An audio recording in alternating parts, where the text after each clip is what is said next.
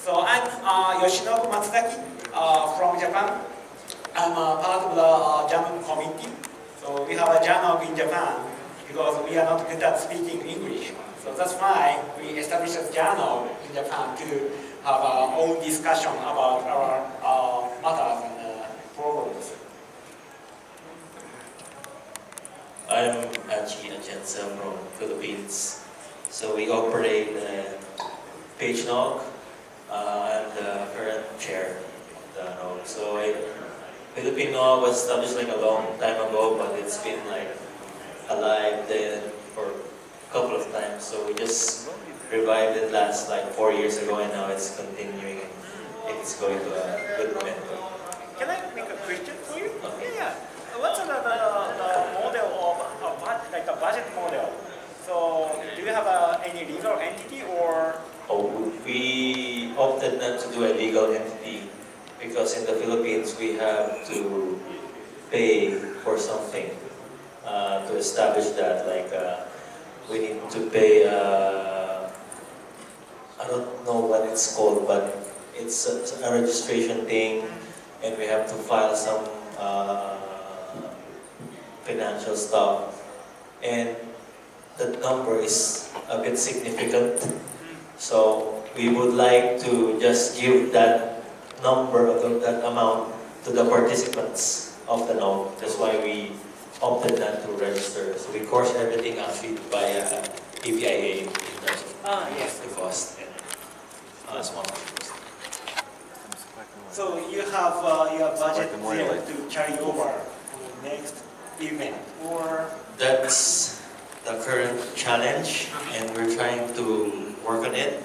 So right now, it's like we get budget for the NOG, and then we got like some spare cash to support the next one. Okay. So we're working on a working budget, so we have something moving, just in case for like small meetings and other preparations. So how about the committee members? Is it from industry or including governmental? Yes. Okay. This is very funny for us. When we revived the NOG, it was only 2 guys. So it was me from a carrier, and then another one from government, planning. Yes. And then we tried to expand, so we added one more guy who is also from a government, but we chose a younger person. Like he just graduated from college. So it's more of a continuity thing. Like we're the oldies, and then he will continue like the next batch. And because of that, we have like more student volunteers supporting the NOG. Thank you very much. Thank you. Let's pass to ID NOG.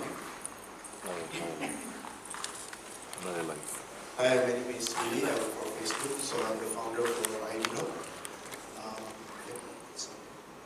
So the same question, what's the model of ID NOG? How it's established and how can you have stable meetings? Right. From the beginning, we decided not to have a legal entity due to the complexity of setting up an organization in Indonesia. And we are thankful to have a very good organization called Indonesian Internet Association. So we actually piggyback on them on the financial as well as a bit of the resources, on the human resources, on managing stuff. Okay, so they kindly offer some secretariat functionality for ID NOG. Kinda like an address. We borrow the address because we realized that without a proper address, without a proper, physical building, some of these sponsors are not so willing to sponsors. But how about the sponsorship? Is it very? Right. So regarding sponsorship, this is a very tricky and also quite challenging for any NOG, I believe. One of the tips that I can share with you guys is that make sure that you have somebody in the committee that has a very good relationship with the vendors, right? So the reason of doing that is that then you can easily ask for the fund from the vendors to support the NOG itself. So thankfully, we have quite a number of such people in the current community. Okay. So that is for the hardware vendors, and then you also need to have a good relationship with the content players. How about the committee members from industry only, or including some other government or academics? Right. Indonesia is complex, so we know that to make the event successful, we need to involve as many as possible people from different organizations. So when we founded NOG, we looked in quite a few of people from Indonesian ISP Association, and then a couple of so-called good friends that knows how NOG works. Those people who has attended Apricot for many times, understand the format, understand how it, what it needs to actually run successfully such events. That's great. That's great. Thank you very much.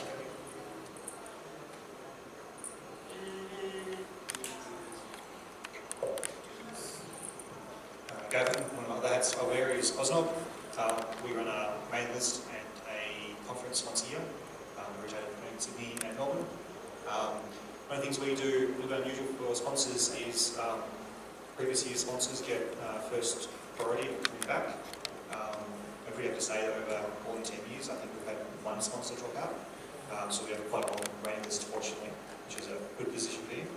Conference is normally some 200 to 300 people. So it's pretty good. I've been to a few of the other mighty NOGs and other NOGs in the region, so it's always interesting seeing how others do it differently. Yeah. And then one question. So in Australia, there is an APNIC office. So do you have any relationship with an APNIC? No. No. That's interesting. They do attend, and people like Jeff always rocks up, for example. But the organisation has always organised their own thing, and so we invite anyone who'd like to come, and there's usually a few African people, but it's not sponsored by African or organized by African. Oh, okay. Yeah. Wow. So how is the committee members? Is it from ISPs and NSPs and? So there's a few of us. Mostly have an ISP background in Australia. David Hughes, Matt Moorcroft, who some of you will know. I forget. That's good. That's good. No, there's five of us. The committee hasn't changed much over the years. It's the only time we sort of rotate is when someone falls off and just doesn't have time for it anymore. So Mark Pryor is also on that. So it's a pretty small group, but there's not much organised in most of the year. So it's 2 or 3 months before the conference with all the papers. Cool. So, by that, can you find a venue? Yeah, so we book the venue a year out.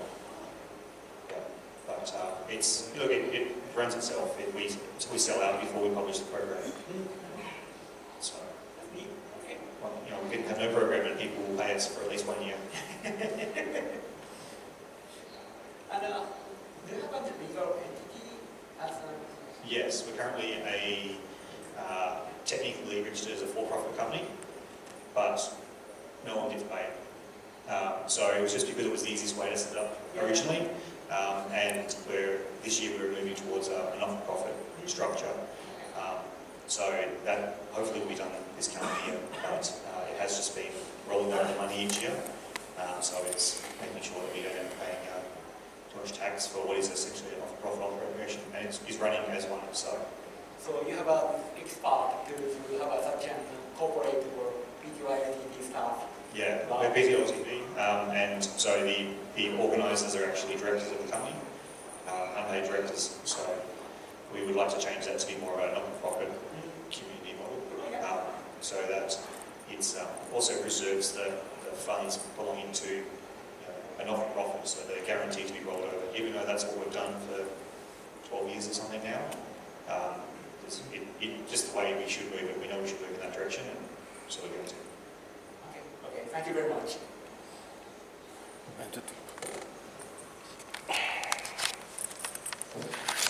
Hello, I'm Christian and I'm running RONOG in Bucharest. It's started 5 years ago with an initiative from EUREX. They were having a forum in Bucharest, and they said, why wouldn't you make your first NOG? What's that? It's eaten with a fork. It was difficult, but we succeeded. We are still the only one hosting the NOG. We are trying to involve more of the operators of the government agencies, so on. It's difficult. What is important is that we are getting more diverse and more companies, operators, government agencies coming each year with new presentations, new ideas. It seems I like it. It has to be sweet. And what is the background or the budget model of your NOG? So participants need to pay for? No, everything is for free. We are relying on sponsorships, mainly from ISOC. I don't remember the others. I'm really Tata Industries was also sponsoring 1 year the event. Several companies from the industry.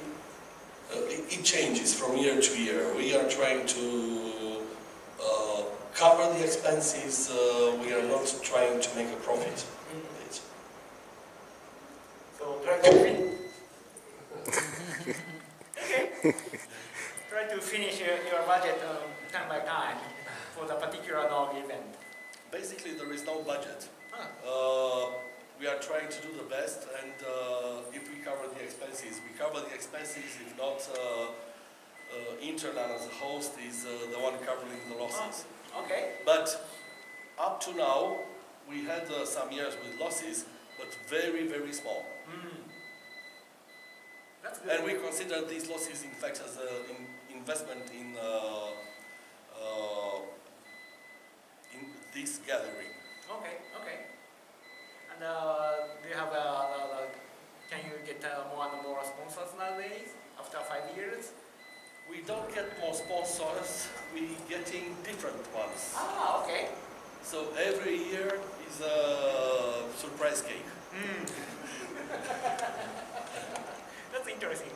That's participant-wise. So We started with 72, and the last one I think was, Eric, if you can help me, 180. 200 participants. okay, wow, that's On the good. fourth edition. And mostly operators. They are coming from everywhere. I mean, we have a local, obviously the majority is the other domestic companies, but we are getting people coming from all over the world. Okay. Cool. And what language are you using for the NOG? We are using Romanian, Okay. and we are hiring translators for English. Okay. Thank you very much. Thank you. Next. Next. You. Or someone. Hi, my name is Awal. I'm one of the EC member of BD-NOG. So we are running BD-NOG since 2014, the first event, and then 2 events each year. We have a workshop for 4 days and 1-day conference. BD-NOG is a non-profit trust organization registered in Bangladesh. We have sponsors, mostly local, different companies. There are the slots for platinum, diamond, something like this. And for participating in the conference, the participant needs to get registered for the workshop as well as for the conference. Then we have a diverse community joining our conference, from education community to government, tech guys, operators, telcos, vendors. We have a very good gathering there. Every year it's getting more and more interesting, and the most important thing is BDNOG is changing the technology, the application of different technologies in Bangladesh. People think now differently. They want to peer with each other. They want to apply the best practices.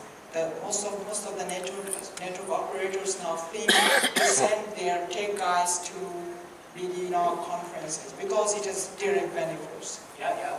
Now we need quite active in this region. Yes. In this Africa, we have 100 and more participants from Bangladesh. Yeah. That's amazing. And also BDNOG actually is growing day by day, and we do go to different regions, not only in Dhaka, the capital, but also we did our previous conferences. So mostly one conference in Dhaka and the second one in a different area, so that the remote areas that the engineers can get the chance to have a conference at their region. And also, I see, actually, I have been several BDNOG so far, yes. and I see more demand for education in the workshops. Yeah. Okay, thank you very much. Thank you. Next one. Hi there, I'm Ed from it's called the Kwazulu